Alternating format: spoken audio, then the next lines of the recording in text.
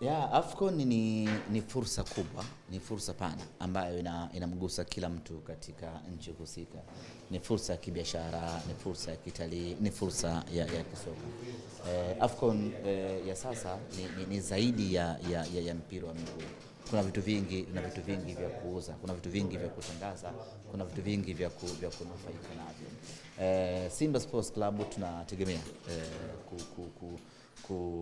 kunufaika pakubwa na ujio wa AFCON kwa sababu staff wetu wa Simba watashiriki.